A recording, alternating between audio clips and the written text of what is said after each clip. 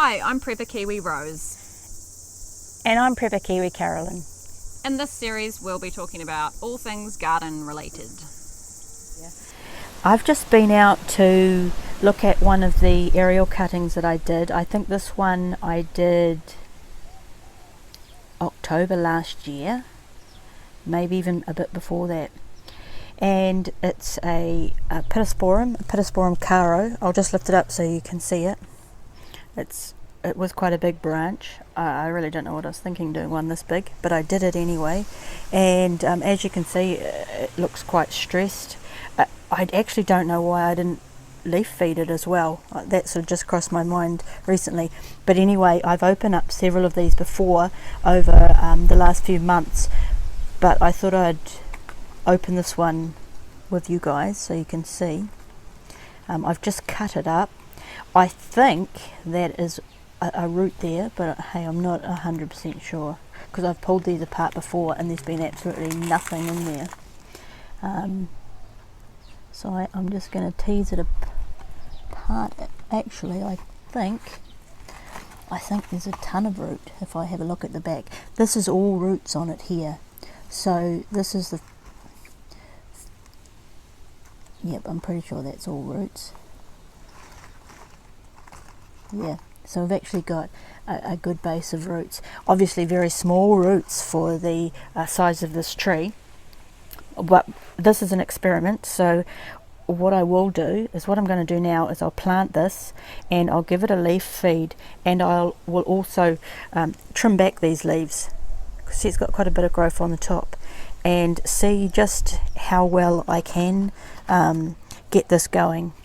One of the things that I did do that was a mistake really was I was really stingy with the amount of sphagnum moss that I put around here. I mean, look at that, that's pretty sad, isn't it? But yeah, that's a really good result. That's the first one I've had that's worked. I think I did about 20 of these, and I've opened about 10 that have all been a fail, but it could have just been that I didn't wait long enough. Some of them actually rejoined and never put out roots, so I think I didn't scrape off enough around the centre. So that is a bit of success. So I'm going to pop that up and I'll be able to show you guys how it progresses. And you might remember that I did this with Pseudopanx. So these ones here are those ones. So I do have a video of taking these off, putting the sphagnum around these on the tree, and that was last October, and I took them off I think in October this year. And so it must be before that, it must be a couple of months before that. So they've been sitting here in these now, and you can see they're still not the right colour that they should be, and today I've just put a leaf feed on them. But if we look underneath them, we can actually see some, I don't know if you can see that, some very tiny roots coming through the bottom. So I know that they are rooting now, and they'll probably be, oh yep, so look at this one, it's got some coming out the side. There's still not a lot of root there though. That's nothing major, but certainly it's established. I could possibly plant that out now, but I won't.